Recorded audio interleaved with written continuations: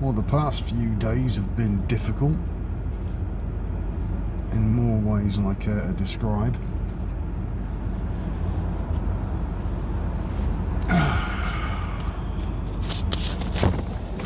There is a higher purpose to all this, even if it doesn't make sense, but it does.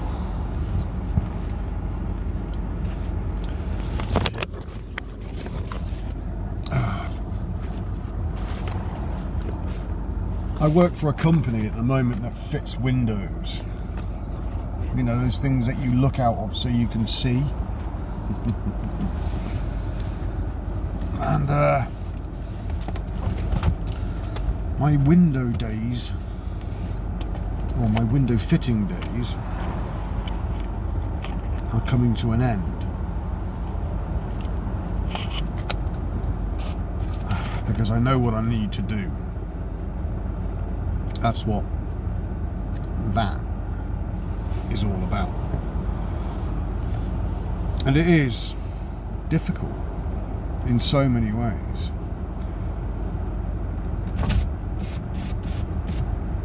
But it has to be.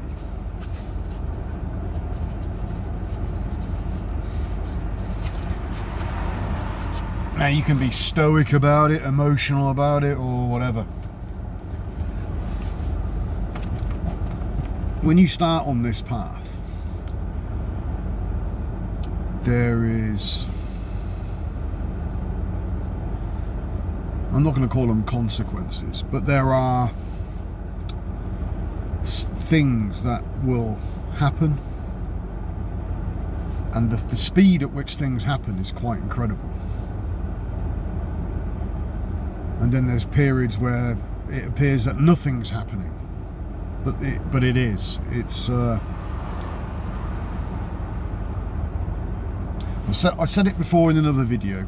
Is that when the unified field, God, the Father, Duck, Yahweh, call it whatever you want, Prana, Chi, when that goes into your house, it has a look around and doesn't like the furniture. And it introduces things into your life, and then it takes those things out of your life. And it's all for a purpose. Now, I understand the purpose, and I know what this is all about. I know what I need to do. But for those people that go through that, they don't. And this is where faith comes in. Because you have to understand that you've invited the Father into your house by walking away from your Father's house. Now, your Father's house is what you've inherited. It's all the traditions, it's all of society's edicts, creeds, dogmas, whatever. It's all of cultures, the tapestry of culture. That's what you've grown up in. And you walk away from it. And that process is part of meditation. And you keep walking, you keep walking, you keep walking, and your path, it funnels down. It will get narrower and narrower until in the end you are on your own. But you're not on your own. There's a football song, but it's not a football song. It's called "You'll Never Walk Alone." And alone, if you look at the word, it's all one. So it's about being whole, holy, whole. And when you're whole, that wholeness is inside, and then your life, your external life, it becomes less important. This material realm, it becomes less important, and it all starts to turn inwards, and it's like a fucking implosion, man. And there are things in your life that you would like to keep, but you can't, because it was given to you, and what was given to you can be taken from you, and it will be. And your mind will be trying to justify it with anger, depression, or tears, which is fine, it's all okay, but it's beyond that. It's beyond mind, because you're not the mind, you're not the body. and this is what makes it difficult. So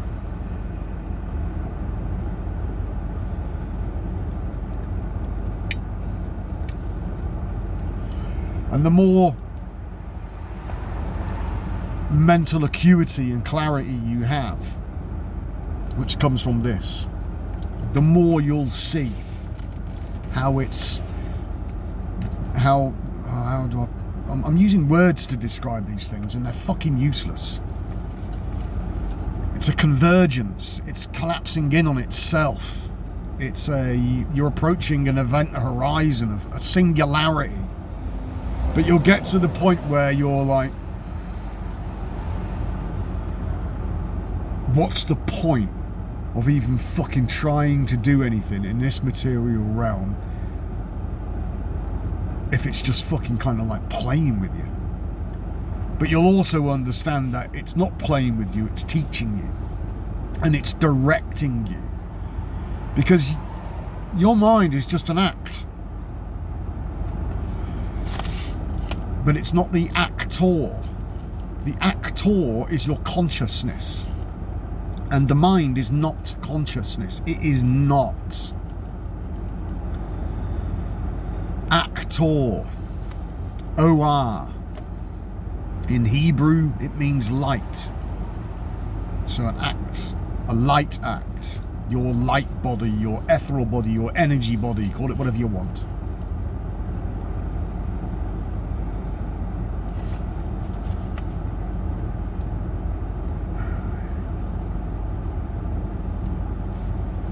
Now this actor is your master, and it appears to you as I am, and it guides you.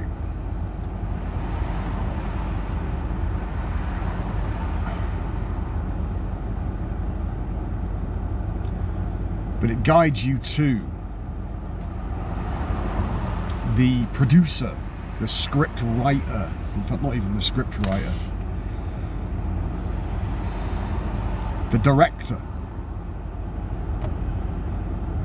the playwright, the creator. Now I'm using words as symbolism to describe these things because it is beyond words. Words can't take words at face value.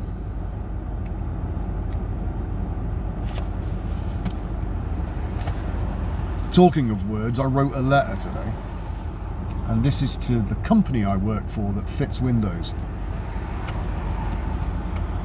And the owner is a particularly... how would I describe him? He's a greedy wanker. And he shits on people. And he's got this company. And he's had people working there for like 35 years. And they keep telling him repeatedly that this is the backbone, this is the keel of his ship. And the keel of his ship keep telling him that his business, his baby is falling apart. And he doesn't listen. He's an emperor with no clothes. Much like the ego. Which is exactly what that is about. You can apply that to the world, the religious leaders, business leaders, fucking politicians. They are all emperors with no clothes. But then you have to turn it around and look at your own emperor. Have you caught him naked? Because when you do, when you recognize that your ego, your mind, is nothing more than a silly story, then you have caught him in the act. The great pretender. The Joker. But if you don't catch him, then the joke's on you.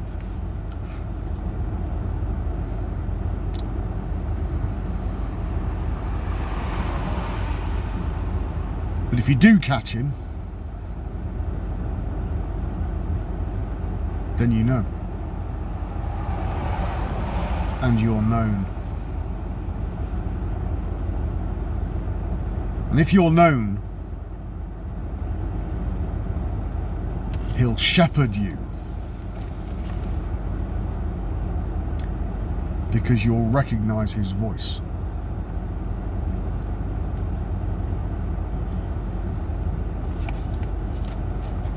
So this is my letter of disapproval. Just to give you a bit of a background, I joined this company in August, and fitting windows, and I don't know anything about fitting windows. I'm talking physical windows. The metaphysical window, I know fuck all about fitting it, but I know how to clean it and I know how to use it. So anyway, this is my letter to Mick and Andy. Mick is the owner of the company. He's 74, and Andy is his general manager, stroke accountant. He was an accountant. He's good at counting beans. I use the word good loosely. And he's a piss poor manager.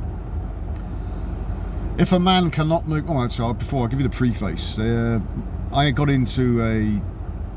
Foolishly, I got into a tete-a-tete, a fracas, with one of the employees there. I'd only been there a month, in fact less than that, and he was talking about me in derogatory terms, and proper sticking the dagger in. But I'd only been in the, I've not been in the company very long. There's still things to learn. But he was using my ignorance of things to make his position bigger. And he described me as a useless, stupid cunt, which offended my ego immensely. So my ego went toe to toe with this bloke and tuned him in. And the next morning I came back and he was still chopsing, so I tuned him in again. Now, as a result of that, my probation of 3 months got extended by another 3 months. And Mick, the owner, said, I gave him a good bollocking. I said, yeah, that's what I did. But you extended my probation by 3 months, so you punished me and nothing's happened to him. But he was the perpetrator. But I'm the one that's being shafted. And so it is in this world.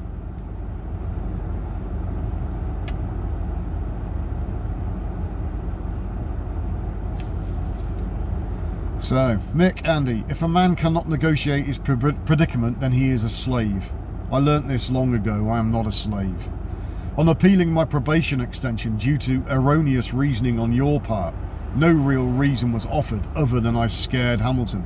The fact that Hamilton makes life unpleasant for everyone, as well as your customers, but this will always fall on deaf ears because you both reveal yourselves as too weak to face the truth of such matters, preferring to hide behind each other instead.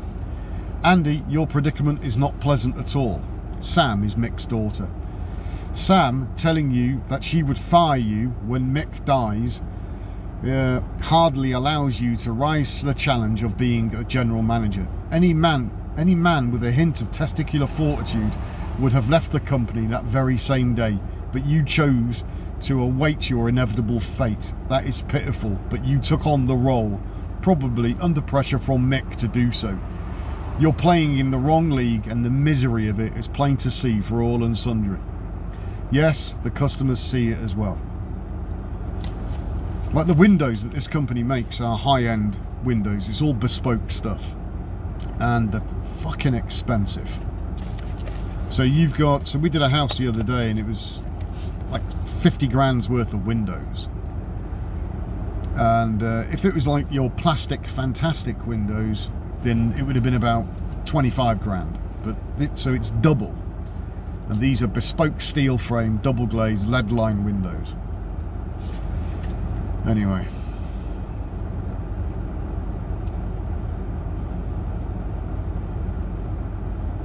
So the customers have to deal with Andy.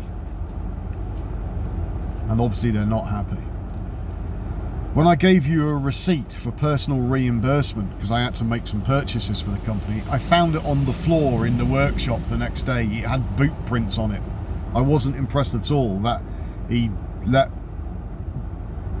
receipts that belonged to me just fall on the floor. Just didn't care enough. So that was a bit of a bad mark. It was about 90 quid. Then I had to speak with you on several occasions over a 3-week period about getting my money back. Whenever I had to speak to you, it means I was supervising you to do your job, because you don't do the job, do you really? Be honest with yourself. The company has no rudder. The general manager can't manage. The company director, Sam, works part-time, mixed daughter, and when she does visit the fixers, that's the installers of the windows, she forgets to speak to them, only remembering to do so as she's driving off. It hardly fosters a feeling of belonging, and the company and this so-called company director lacks direction. It's a rudderless ship, and the helmsman is AWOL as well. Mick, you spun me the age-old yarn about being responsible for all your people. It was a poor attempt at emotional manipulation, like a 1980s soap opera script. They have mortgages and bills and children to feed, blah, blah, blah. No, you are not responsible for them. They are responsible for themselves. And if they realised this fact, you wouldn't get away with saying that kind of garbage. Instead, you take advantage of their acquiescence.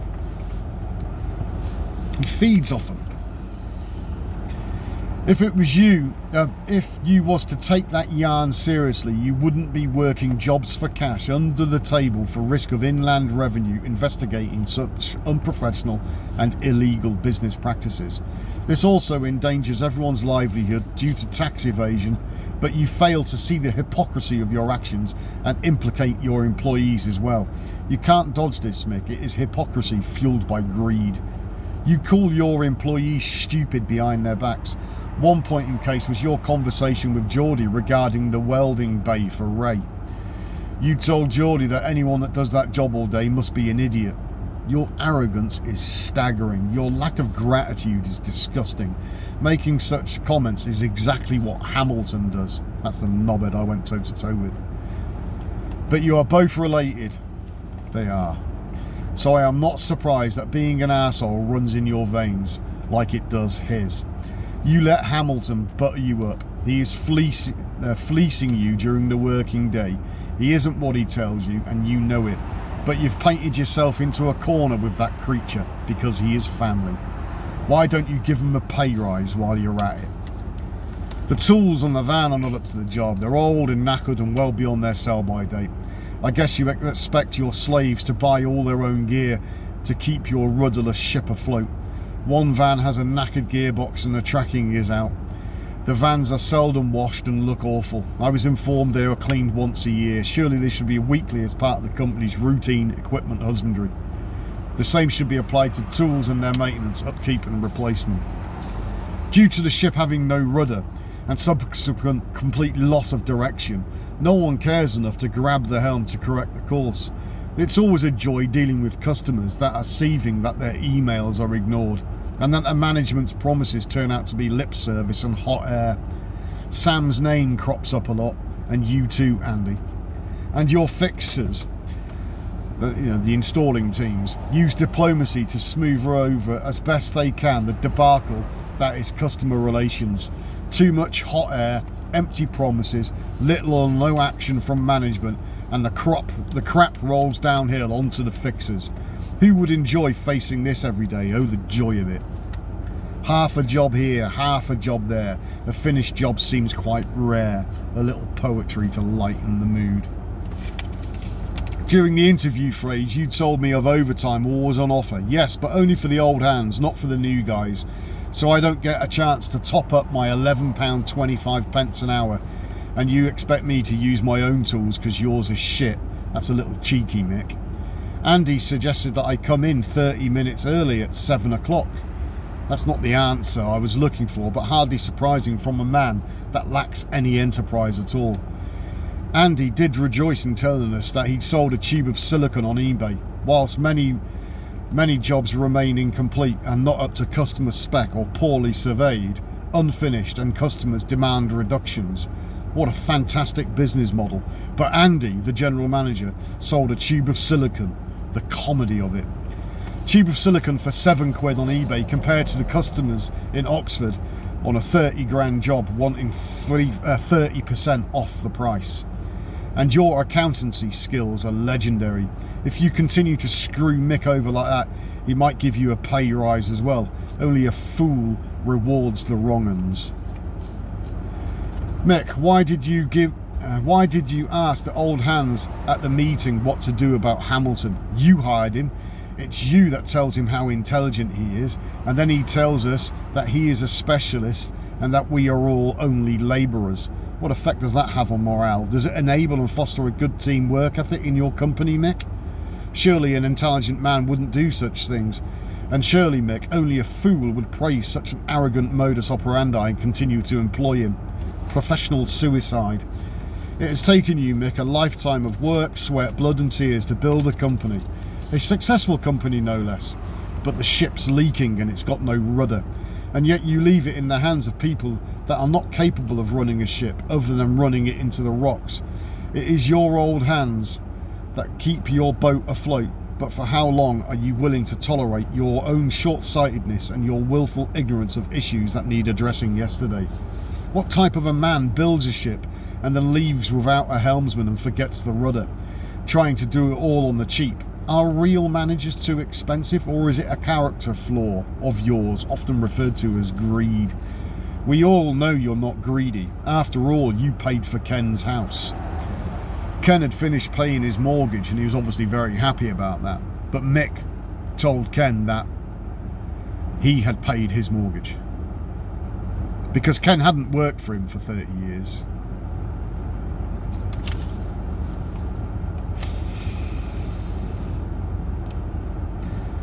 So a probation party is for both periods. It's a two-way street. I am delighted to tell you that your company, Mick, has failed the probation period due to non-existent management, piss-poor customer relations of epic proportions, useless tools, no overtime opportunities, no investment in your people, nepotism, and a general attitude of complacency and no leadership at all.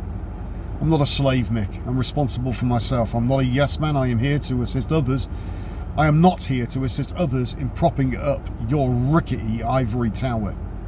You had the chance to speak to me in person when I appealed the probation extension, but you both shied away from that. I thought that was cowardly and you know it. Instead, you was chasing your money from the under-the-table cash job. What would happen if a worker fell off the ladder on such a job? Are they insured? Sometimes a man needs a good shaking. All too often, men have their ears tickled and they seldom told what they desperately need to hear.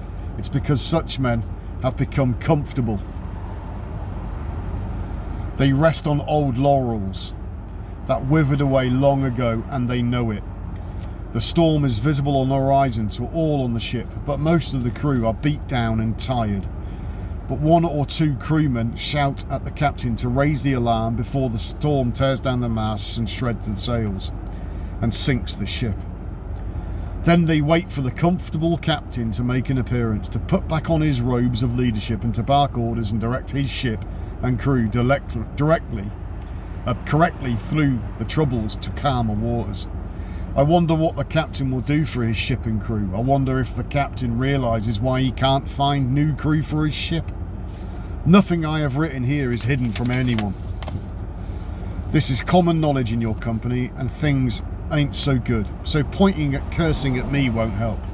I'm just a passerby that tells it how it is, and by the time you've read this and digested it, I will be gone. You, however, get to look at yourself in the mirror long, hard enough, and you might notice that the Emperor has no clothes and his balls have shriveled up as well. You, Mick, are in charge of nothing. Bon voyage.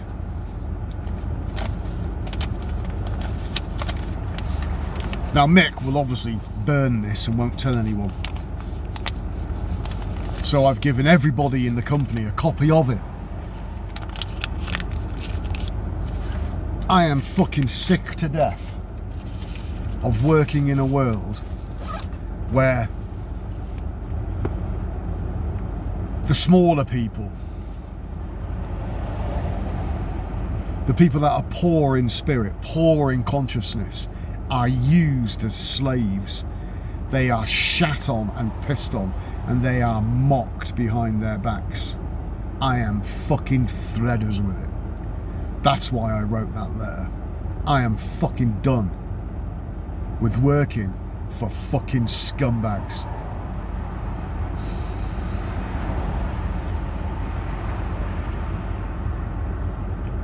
It's a family company, which whenever you see that family run business, you know straight off the bat it's going to be dysfunctional as fuck, because all families are. Fucking Bill Cosby show was a fucking lie, and so was the Brady Bunch. That's just shit that was in your old father's house. Get that crap out.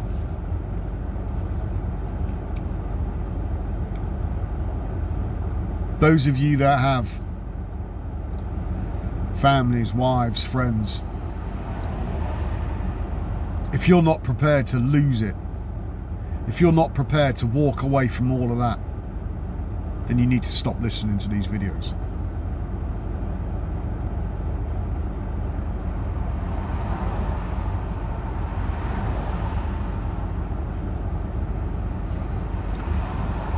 And as I alluded to at the beginning of this video, I know who I am, I know what I need to do. And to coin a turn of phrase, that one that comes after me is far greater than I am.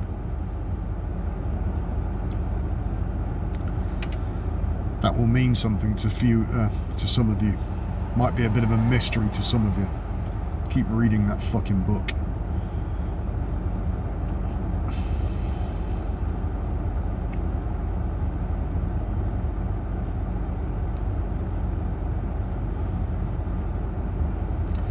There's a Zen saying: before enlightenment, chop wood, fetch water. After enlightenment, chop wood, fetch water. No. The enlightenment is the beginning. That's the Apostle Paul on the wide road to destruction, on the way to Damascus. The oldest populated city on earth, the brain. The brain in a lower state, a lower function, is Damascus. And it's being set up to be destroyed. But the world's a stage. So you watch the city, Damascus.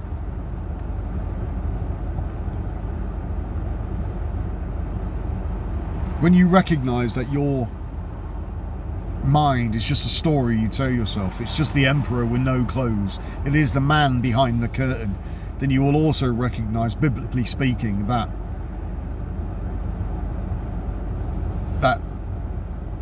it's a liar. And the enlightenment allows you to know that it's been a liar from the beginning. The enlightenment is the beginning. And then you'll know that your ego is a liar. He was a liar from the beginning, said Jesus.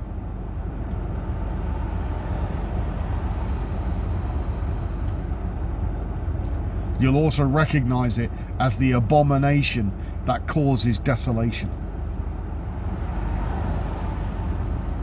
Desolation of the holy place, the brain.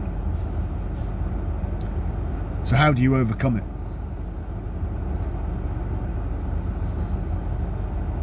Lock down, go within, turn everything inwards, kick over the moneylenders' tables. In your cells, you've got little things called mitochondria, and they generate the energy for the cell. And what you do, first of all, is you release the animals from the temples, the cells, the dead, the sacrificial animals, all the dead flesh we've eaten. So you clear that all out. And now you're kicking over the moneylenders' tables. Money it's energy. It's an exchange of energy. So you're kicking it over. You're flipping it over. So instead of getting fed or sustained from just food, you start to be sustained from the stuff outside you. Prana, chi, whatever you want to call it. 0 point energy. Your spine will become a Tesla coil. And it generates electricity. El, the Father, God. I and the Father are one. And then you're no longer bound by the physical.